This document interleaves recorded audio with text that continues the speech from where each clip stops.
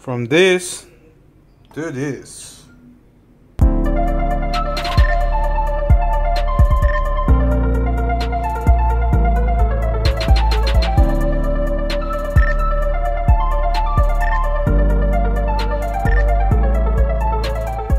So yeah, that was it guys. That was my first custom build keyboard with loop switches.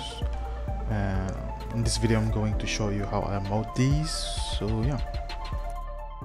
First thing first, we are going to prepare a keyboard switch, keycaps and also the padding. So this is the default sound of the keyboard. Okay, sounds rough. And the next thing that we are going to do, we are going to use these keycap pullers to pull out the keycaps. Next step, we are going to use switch puller to pull out the blue switches. The blue switches is similar to that of Otemu blue switch. I don't know why, but it's just like that.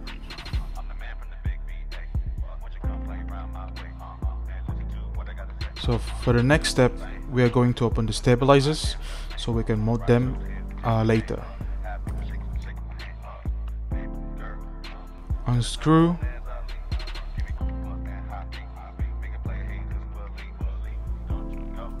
So as you can see here, the cable is attached to the PCB. We're gonna remove that.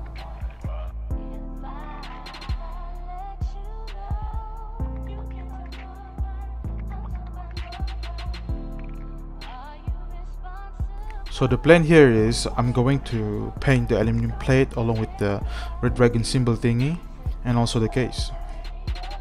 Fortunately, there is a way to open the dragon thing.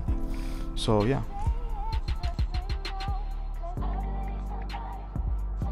I decided to remove the sticker because it looks so bad, so yeah.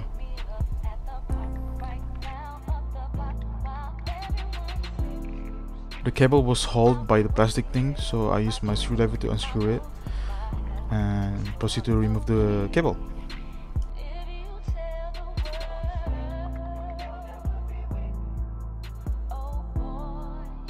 These are the paint that I've chosen. But before the paint, we need to prep the pots with these sandpapers. So for the prep, I'm gonna use sponge and the sandpapers together and use it with a little bit of water to smoothen the process. For all of the pots, I will sand it down with 400 first, and then 800, and then lastly 1000.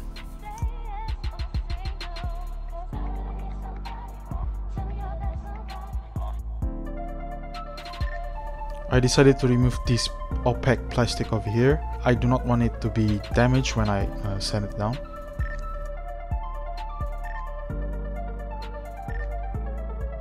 After the prep was done, we use primer and spray it on all of the pots. After that, the pots were sprayed with the vermilion red paint and then was coated with the clear paint for extra protection. I fucked up. Very nice. While we are waiting for the pots to dry, we are going to lube the switches.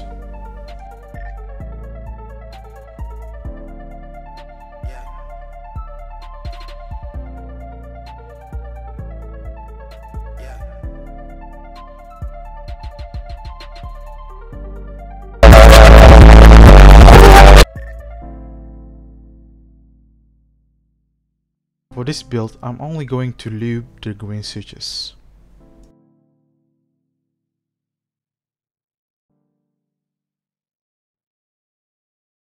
The packaging comes with a great housing holder, which makes the lubing much more easier. I'm using a plastic tweezer to open up the switches.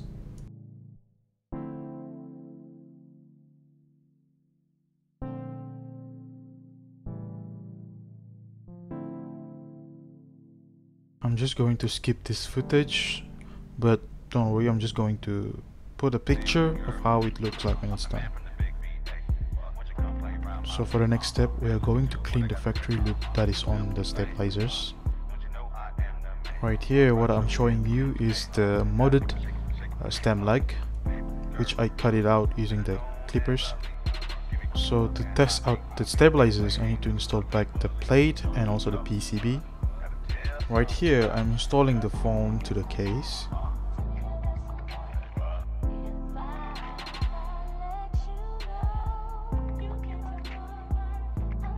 Before putting the PCB back, I'm going to put the cable first and the plastic thing to secure the cable.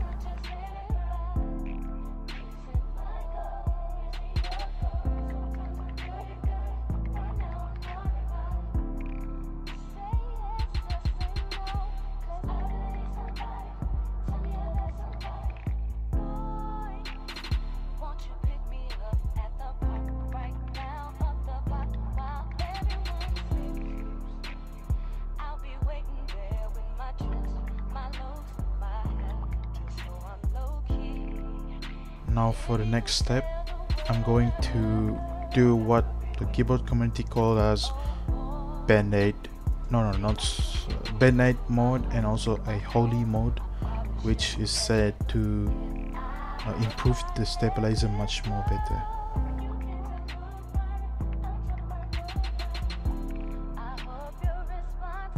Before installing the stabilizer, I'm lubing the wire, the stem, and the housing of the stem, maybe.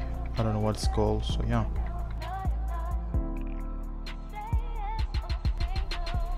I use this tweezer to check if there is any rattle going on to the stabilizers, and it turns out it's just fine.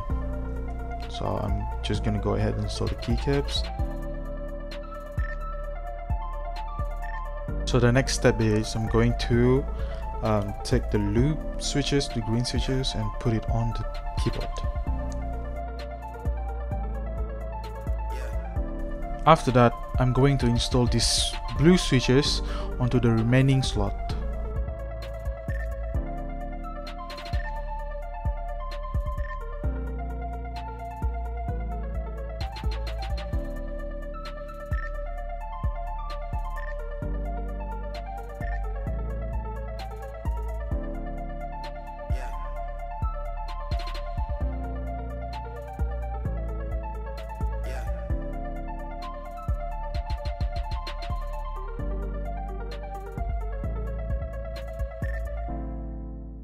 So for the escape button, I'm going to use the red switches, which was sent for testing, but I don't care, I'm just gonna use it.